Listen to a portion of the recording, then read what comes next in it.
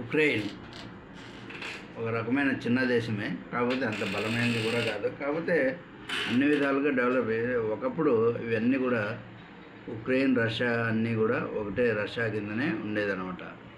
అప్పుడు తర్వాత ఏమైందంటే ఎక్కడిదెక్కడ 15 దేశాలుగా విడిపోయింది. ఆ విడిపోయిన వాటిలోనే ఒక ముక్క ఉక్రెయిన్ అనమాట. ఈ ఉక్రెయిన్లో ఇప్పుడు ప్రస్తుతం మనం మూడో సంవత్సరం వస్తుంది అనమాట. రష్యా వాళ్ళు మిలిటరీ ఆపరేషన్స్ పేరుతో ఉక్రెయిన్పై దాడి చేస్తున్నారు.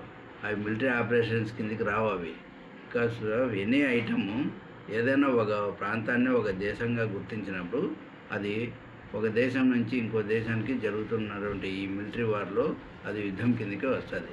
మిలిటరీ ఆపరేషన్స్ అంటే ఇప్పుడు మన దేశంలో మొన్నటి వరకు జమ్మూ అండ్ కాశ్మీర్ ఉండే, అక్కడ మిలిటరీ ఆపరేషన్స్ మన వాళ్ళు ఇది ఏళ్ళ తరబడి చేశారు. 60 ఏళ్ళు 70 ఏళ్ళ వరకు మిలిటరీ ఆపరేషన్, దాన్ని మిలిటరీ ఆపరేషన్ అంటారు.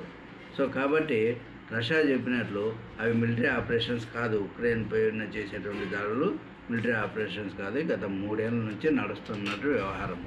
అయితే ఇప్పుడు ఉక్రెయిన్ వాళ్ళు రష్యాపై దాడి చేశారంట. ఏది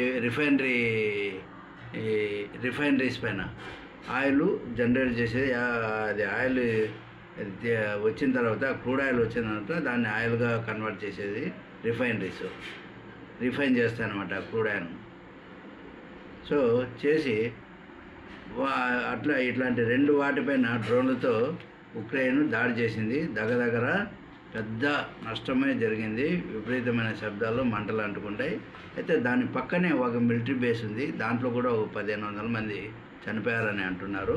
ఇక పోతే ఎలక్ట్రానిక్స్ తయారు చేసేటివి, ఎలక్ట్రానిక్ పరికరాలు తయారు చేసే ఫ్యాక్టరీ కూడా ఆడింది. అది కూడా ధ్వంసమైంది.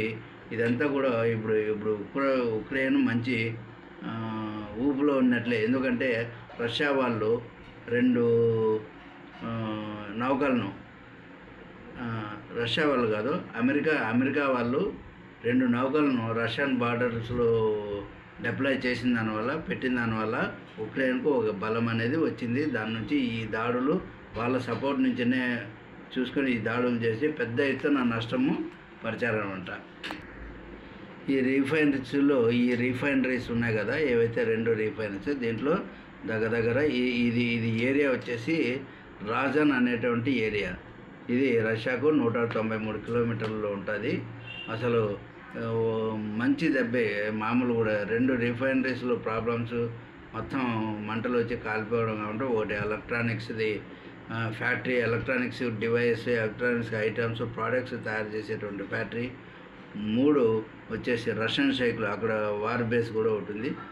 సైనికులు దగ్గర 1500 మంది చనిపోయారని అంటున్నారు. ఈ విధంగా అయినా కూడా ఇప్పటికి కూడా యుద్ధం అనేది స్టాప్ చేయకుండా కేవలము ఆక్రమించుకుంటూ పోవాలి అనేటువంటి ఉద్దేశం ఉంటే ఎవరో ఒకరు సపోర్ట్ చేస్తారు కదా.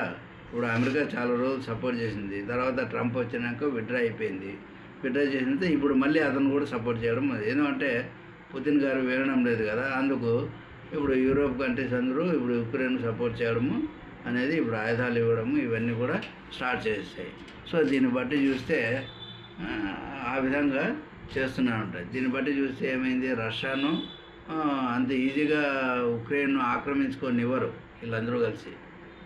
ఎందుకంటే ఎవరో ఒకడు గట్టిగా ఒకడు మాట్లాడలేని వాడు ఉంటాడు, మనుషులు వేరే వాళ్ళు ఉంటారు కదా, మాట్లాడలేని వాడి తరఫున సపోర్ట్ చేస్తారు. అట్లనే ఇది కూడా అంతే. దేశము కొంచెము ఆయుధాలు లేకున్నా, అది లేకున్నా, ఇది ఇబ్బంది పడుతుండొచ్చు. అలా అని చూస్తూ ప్రపంచం ఉండదు కదా, ఏదో దేశం ముందుకు వచ్చి సపోర్ట్ అనేది చేస్తుంది.